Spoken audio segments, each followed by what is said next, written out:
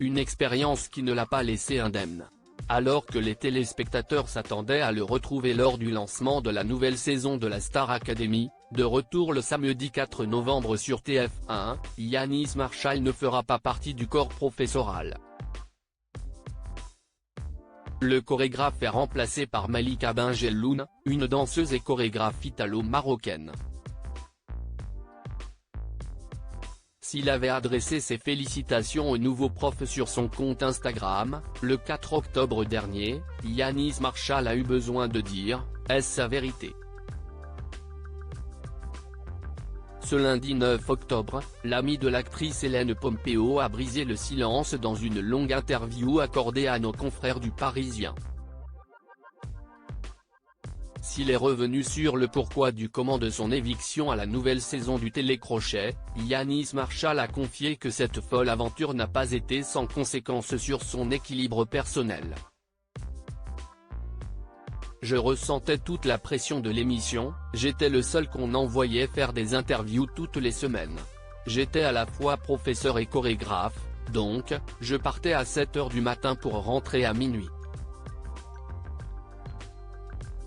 Je me réveillais en pleine nuit en pensant qu'on me filmait, a-t-il confié.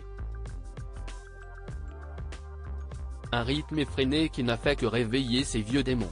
Mais à partir de la 3e semaine, je me suis retrouvé à faire d'énormes crises d'angoisse. A-t-il révélé.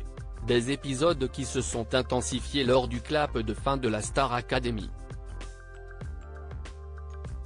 Je suis parti en cacahuète, les crises d'angoisse étaient quotidiennes. A-t-il confié au fil de cet entretien. Si cette surmédiatisation et nouvelle notoriété ont eu un effet sur sa santé, elles ont également chamboulé la personnalité de Yanis Marshall.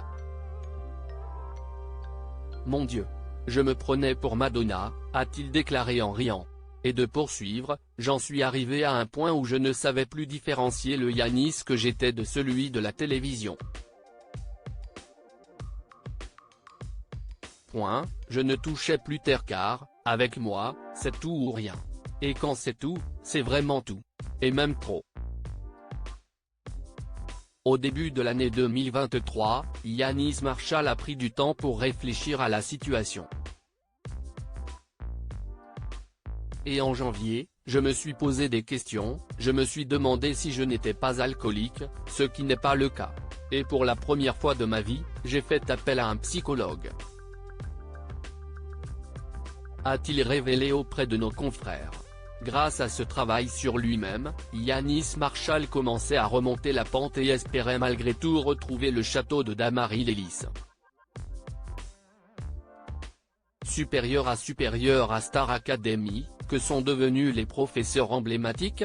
Yanis Marshall continue de travailler sur son bien-être aujourd'hui. Yanis Marshall continue à voir un psychologue et à travailler sur son bien-être même si le chemin est long.